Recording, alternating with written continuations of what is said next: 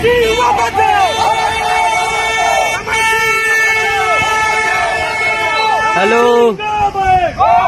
अर्जुन संवाद में आपका स्वागत है दोस्तों। दिन भर की जो फटाफट ब्रेकिंग न्यूज़ निकल के आ रही है, 5 बड़ी अपडेट निकल के आ रही है जो आज आपको जानना बेहद ज़रूरी है दोस्तों। पहली बड़ी खबर में आपको बताएंगे कैसे छत्तीसगढ़ के मुख्यमंत्री, अमूमन आपने मुख्यमंत्री का विरोध नहीं देखा होगा, लेकिन कैसे छत्तीसगढ़ में मुख्यमंत्री का जोरदार तरीके से हुआ है विरोध।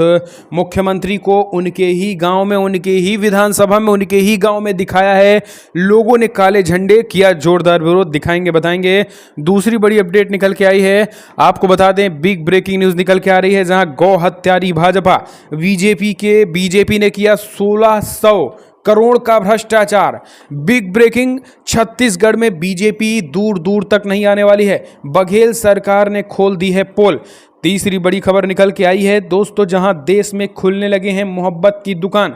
अमेठी में खुली देश में पहली मोहब्बत की दुकान। राहुल और प्रियंका गांधी का लगाया पोस्टर, मोहब्बत की दुकान लिखा, निराला लस्सी हाउस अमेठी में खुल गया है, दिखाएंगे बताएंगे। चौथी बड़ी खबर बताएंगे जहां आम आदमी पार्टी और शिवसेना चीफ ने दिया बड़ा बयान, कहा मोदी सरकार के खिलाफ विपक्ष को एकजुट होना जरूरी, वरना 24 के बाद अगर इस बार ट्रेन की गाड़ी छूट गई तो लोकतंत्र होगा खत्म। सुनाएंगे केजरीवाल और उद्धव की मीटिंग का पूरा बात। इस बीच अगली बड़ी खबर निकल के आई है दोस्तों, शिवराज सरकार का सबसे बड़ा भ्रष्टाचार आया सामने। जी हां, बड़ी खबर निकल के आई है जहां शिवराज ने भ्रष्टाचार की पराकाष्ठा पूर्ण कर दी। 2000 रुपए में नर्मदा छिपरा लिंक की थी सफाई, लेकिन अभी भी गंदा पानी बह रहा है। कांग्रेस ने खड़े किए सवाल, हिंदुओं ने खोला मोर्चा, हिंदुओं की आस्था के साथ किया खिलवाड़।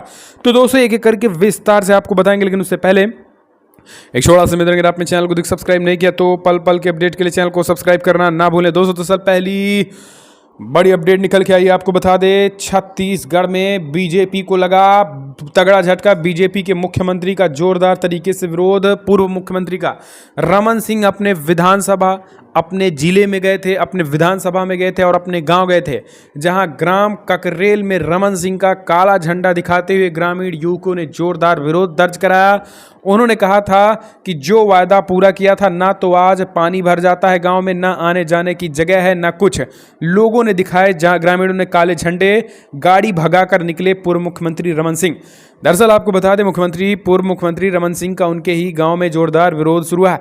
लोगों ने काले झंडे दिखाए और रमन सिंह हाय हाय के नारे लगे।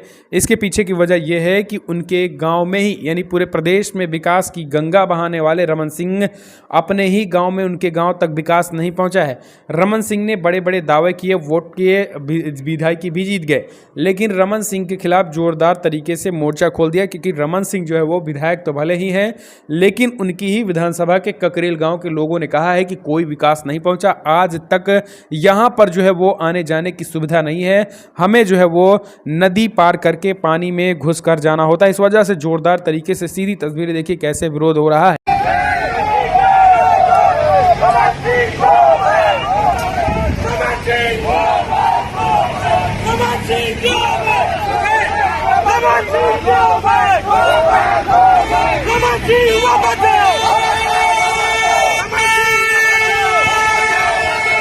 हेलो, अरे भैया चौक आया हूँ, इधर का काम बचा है, अभी रुको जरा।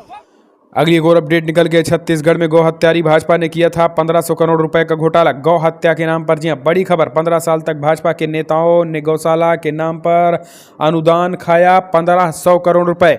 भूखी रही गाय, भाजपा नेताओं का भरता रहा पेट। कांग्रेस पार्टी ने किया खुलासा, चुनाव से ठीक पहले बीजेपी बैक फुट पर। दरअसल 15 साल तक भाजपा के नेताओं ने गौशाला के नाम पर अनुदान को खाया, गाय भूखी रही, भाजपा नेताओं का पेट भरता रहा। बीजेपी, बड़ी खबर निकल के आई है जहां तगड़ा झटका लग गया है। आपको बता दें भारतीय जनता पार्टी ने अब कांग्रेस ने इसका खुलासा कर दिया है। कांग्रेस पार्टी ने प्रेस कॉन्फ्रेंस करते हुए उन्होंने कहा है कि 15 साल तक भाजपा के नेताओं ने जिस तरीके से खाया, जरा सुनिए कैसे 1500 करोड़ रुपए के घोटाले का खुलासा जो है वो कांग्रेस ने किया है और हिंदुओं की आस्था के साथ कैसे खिलवाड़ किया है छत्तीसगढ़ की पूर्ववर्ती सरकार ने, अब खुलासा हुआ। साथियों, रमन राज ने गौशालाओं के नाम पे 1677.67 करोड़ रुपए भारतीय जनता पार्टी और आरएसएस के नेताओं को जो गौशाला चलाते थे उनमें बंदरमाट कर दिया। 15 साल में रमन राज के दौरान 70,000 से अधिक गायों की मौतें भूख से हुई, चारा नहीं खिलाने के कारण हुई, गौशाला में हुई। साथियों, वह भीभत्स मंजर आज भी याद आता है जब सगुन गौशाला में आप सबको साथ लेके कांग्रेस पार्टी के तत्कालीन प्रदेश अध्यक्ष और नेतागण गए थे। जैसे ये कमरे का दरवाजा खोला गया, दरवाजे के साथ 3 से 4 गाय मरी हुई अवस्था में आई। वहां पे लगभग 58 गाय मृत प्राय स्थिति में थे जो नहीं जी बची। भाजपा का नेता उस समय उस गौशाला में गायों को कटवा के उनके मांस को तालाब बना के रखा था जिसमें वो मछली पालन करता था। गायों के मांस को उस समय वह मछली के चारे के रूप में उपयोग करता था। गायों की हड्डी का, गायों के चमड़े का व्यापार करता था। और उस नेता की गौशाला में बाकायदा भारतीय जनता पार्टी के चुनावी चिन्ह कमल का निशान बना हुआ था उस गौशाला के दरवाजे पे। साथियों, 15 साल तक भारतीय जनता पार्टी के नेताओं ने गौशाला के नाम पे अनुदान को खाया। गाय भूखी रही, भारतीय जनता पार्टी के नेताओं का पेट भरते रहा। अगली एक और अपडेट निकल के आई है। अमेठी में आखिरकार खुल गई मोहब्बत की दुकान। जी हाँ, दरअसल आपको बता दें, देश भर में खुल रही मोहब्बत की दुकान के बीच अब उत्तर प्रदेश के अमेठी में भी खुल गई है मोहब्बत की दुकान। एक तरफ राहुल की फोटो तो दूसरी तरफ प्रियंका गांधी का निराला लस्सी हाउस। जी हाँ, निराला लस्सी हाउस के मालिक ने खोल दिया है दुकान। बड़ी अपडेट निकल के आई है, आपको बता दें, बड़ी खबर, जहां राहुल गांधी ने पूरी तरीके से इस पूरे मामले में मोहब्बत की दुकान खोलने की बात कही थी और अब मोहब्बत की दुकान खुल भी गई है। निराला लस्सी हाउस ने जो है वो बाकायदा पूरी तरीके से उन्होंने इसको खोला है। अमेठी में जो है वो पूरी तरीके से ये दुकान खुली है और अमेठी में सोशल मीडिया के जायज़ में ये दुकान खुली और वीडियो सोशल तस्वीरें वायरल हो रही हैं, आप देख सकते हैं सीधी तस्वीरों में। अगली एक और अपडेट निकल के आई है। तो दोस्तों, बड़ी खबर, जहां आपको बता दें, उद्धव ठाकरे और उद्धव ठाकरे से मिले अरविंद केजरीवाल। उद्धव ठाकरे ने कहा, अगर इस बार ट्रेन छूट गई 24 में तो फिर आने वाले समय में लोकतंत्र कुचला हुआ मिलेगा। दरअसल दोस्तों, आपको बता दें, दिल्ली अध्यादेश के खिलाफ जो है वो अरविंद केजरीवाल एक के बाद एक तमाम बड़े नेताओं से मिल रहे हैं। देश भर में तमाम नेताओं से मिल रहे हैं। कल वो पश्चिम बंगाल पहुंचे थे परसों, और फिर उन्होंने ममता बनर्जी से मुलाकात की थी। कल वो महाराष्ट्र पहुंचे, महाराष्ट्र में उन्होंने मुलाकात की उद्धव ठाकरे से। उद्धव ठाकरे ने इस पूरे मामले में उन्होंने बड़ा बयान दिया। उद्धव ठाकरे ने कहा कि अगर इस बार जो है वो गाड़ी छूट गई तो फिर लोकतंत्र की हत्या है, लोकतंत्र कुचला हुआ मिलेगा। लोकतंत्र की पूरी तरीके से हत्या हो चुकी है, क्योंकि जिस तरीके से लोकतंत्र काम कर रहा है और जिस तरीके से मोदी सरकार तानाशाही कर रही है, इससे कुछ होने वाला नहीं। सुनिए क्या कुछ कहना है। अरविंद जी, आप आए हो, मैं यही कह रहा था कि पिछले कुछ दिनों में आप लगातार दूसरी बार आए हो। हम तो रिश्ता मानने वाले और रिश्ते संभालने वाले लोग हैं। ठीक है, राजनीति अपनी और अपनी जगह पर है, स्वाभाविक है। आने वाला वर्ष निवडणूक का, इलेक्शन का या चुनाव का वर्ष है। इस बार अगर ट्रेन छूट गई तो हमारे देश से प्रजातंत्र गायब हो जाएगा और प्रजातंत्र को कायम बचाने के लिए मैं सिर्फ विपक्ष, ये शब्द जो है वो थोड़ा सा गोलमाल शब्द है। विपक्ष मतलब किसका विपक्ष, किसका विरोधी? हम तो सारे देश प्रेमी हैं और देश से जो प्रजातंत्र हटाना चाहते हैं वो प्रजातंत्र के लिए और देश के लिए मैं मानता हूं आज से उनको विपक्ष या विरोधी बोलना चाहिए। लोकतंत्र विरोधी, लोकतंत्र विरोधी लोगों का मुकाबला करने के लिए और देश को बचाने के लिए हम एक साथ आए हैं, संविधान को बचाने के लिए आए हैं। और जैसा अभी आपने देखा होगा, पिछले कुछ दिनों में सर्वोच्च न्यायालय ने 2 निकाल दिए हैं। एक तो शिवसेना के बारे में है और दूसरा दिल्ली के बारे में, दिल्ली के विषय में। प्रजातंत्र में सबसे ज्यादा महत्व जो भी लोक प्रतिनिधि होते हैं उनका होना चाहिए। और आप मतलब अरविंद जी भी है और आप पार्टी भी है, सरकार भी दिल्ली की है। उनके मैं साइड से नहीं कहता कि, लेकिन उनके बारे में जो सर्वोच्च न्यायालय ने एक फैसला दिया है वो एक प्रजातंत्र के लिए आवश्यक था, लेकिन उसके खिलाफ केंद्र सरकार ने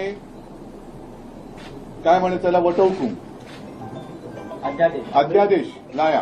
तो ये कौन सा जनतंत्र है? ये तो लोगों ने चुने हुए प्रतिनिधि है, अपने लोग हैं, अपना प्रतिनिधि उन्होंने चुना है, तो उनको कुछ अधिकार होने चाहिए कि नहीं होने चाहिए? तो फिर शायद ऐसे भी दिन आ जाएंगे कि राज्य में, स्टेट में इलेक्शन ही नहीं हो जाएंगे, सिर्फ केंद्र में इलेक्शन हो जाएंगे वो भी इलेक्शन 2024 तक होने की संभावना है। उसके बाद जनता जो फैसला करेगी वो जनता, इसलिए हम उनको नींद से जगाने के लिए एक साथ आए हैं। बाकी की जो बातें हैं मैं अरविंद जी आपको अगली एक और अपडेट निकल के आई है, महा बिग ब्रेकिंग न्यूज निकल के आई है दोस्तों। दंगाइयों के खिलाफ दंगाइयों को देखते ही डालो जेल, और पुलिस के जो भगवा करण और संघी वाली विचारधारा के जो मानसिकता के पुलिस वाले हैं सुधर जाएं।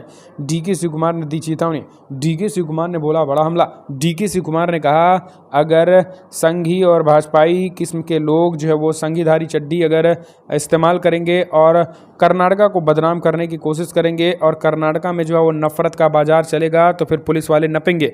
सुनिए क्या कुछ कहना है डीके शिव कुमार का।